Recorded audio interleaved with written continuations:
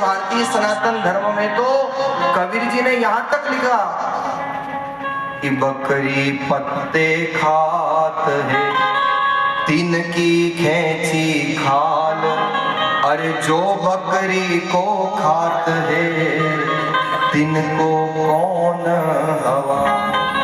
बेचारी बकरी पत्ते खाती है तो लोग जीते जी उसकी खाल खींच लेते हैं। कबीर जी का क्या चिंतन है, जब कोई बकरी खा रहा है तो वो कहाँ बच पाने वाला है।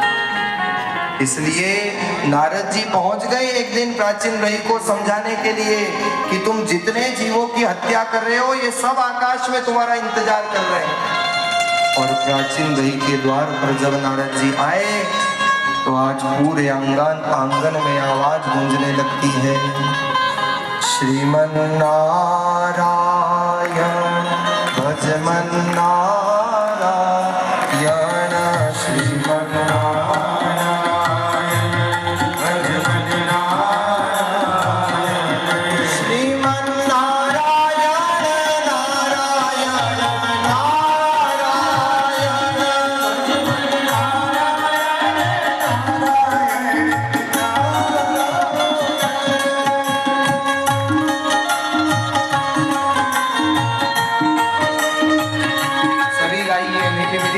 सेवा करते हुए भाव के साथ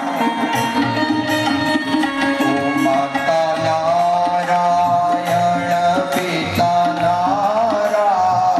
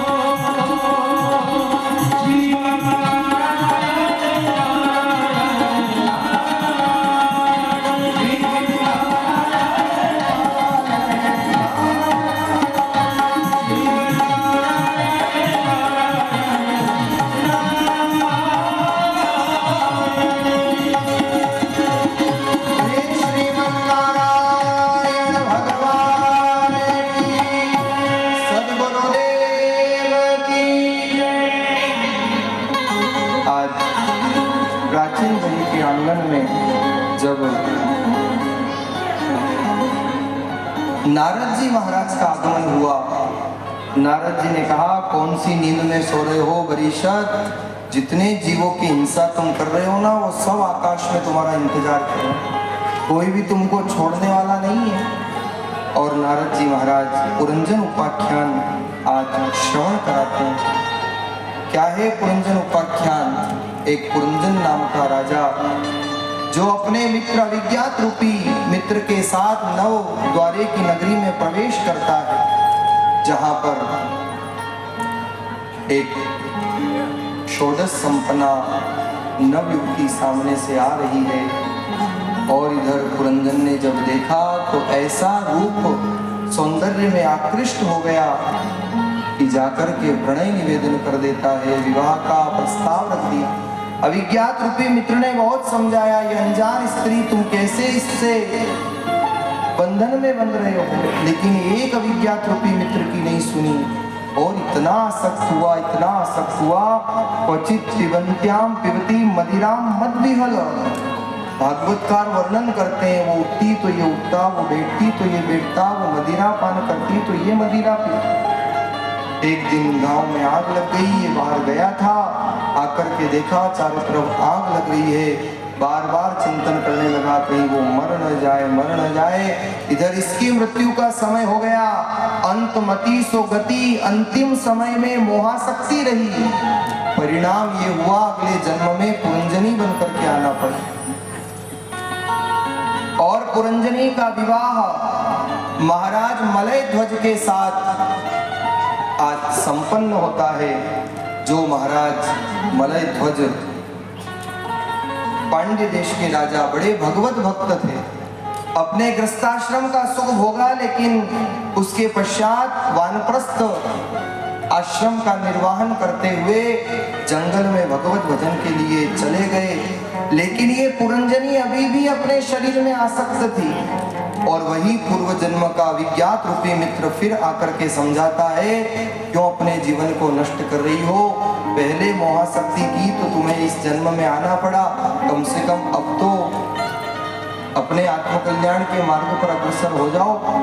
और वही अविज्ञात रूपी मित्र जब आकर के समझाता है, तब पुरंजनी को बुद्धि आती है और सारी मोहासक्ति छोड़कर भगवत भजन में अपने जीवन को अग्रसर कर देती है।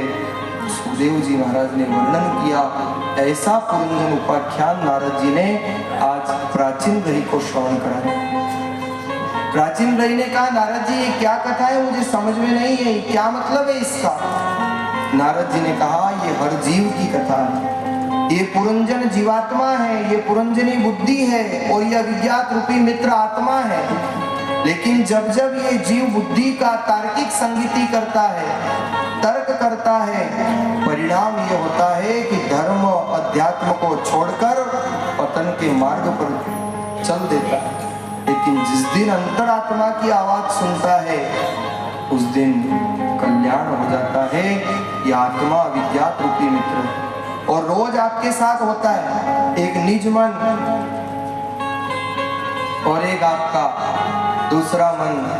सुबह सुबह जब उठते हो तो आता है ना, उठते ही एक मन तो आत्मा तो कहती है जल्दी उठो, कथा सुनने जाना है, जल्दी जल्दी काम करके चलेंगे, भागवत जी की परिक्रमा कर लेंगे, नाम स्मरण कर लेंगे, भजन कर लेंगे। इतने में दूसरा मन कहता है क्या रखा है, सर्दी पड़ रही है, रजाई ओढ़ के पड़े रहो, रजाई ओढ़ के सोए रहो। यावत् जीवेत् सुखम जीवेत् ऋणम कृत्वा घृतम पीवेत् भस्मीभूतस्य देहस्य पूर्णागमनम कुतः। जब तक जियो सुख से जियो, ऋण करके भी घी पियो, ये चारवाक का सिद्धांत है। तो एक मन कहता है क्या धरा है, ये बुद्धि है जो नष्ट कर देती है, तर्क देती है। लेकिन जब व्यक्ति अपने अविज्ञात रूपी आत्मा की बात सुनता है, अंतरात्मा की जो आवाज है, जो व्यक्ति सुनता है, उसके जीवन कल्याण की और धर्म की, अध्यात्म के मार्ग पर अग्रसर हो जाता है। इसलिए तो कहा क्या है पुरंजन उपाख्यान, जैसी वृत्ति होती है वैसा इंसान बन जाता है। राग की वृत्ति जागी तो रागी बन गया, काम की वृत्ति जागी कामी बन गया, क्रोध की वृत्ति जागी क्रोधी बन गया। इसलिए तो भगवान योगेश्वर कृष्ण को गीता के दूसरे अध्याय में लिखना पड़ा, हर जीव की ये दशा है। संगात संजायते कामः, कामः क्रोधो विजायते, क्रोधात् भवति सम्मोहात्, सम्मोहात् स्मृति विभ्रम, स्मृति भ्रंशात् बुद्धि नाशो, बुद्धि नाशात् प्रणश्यति। एक आपका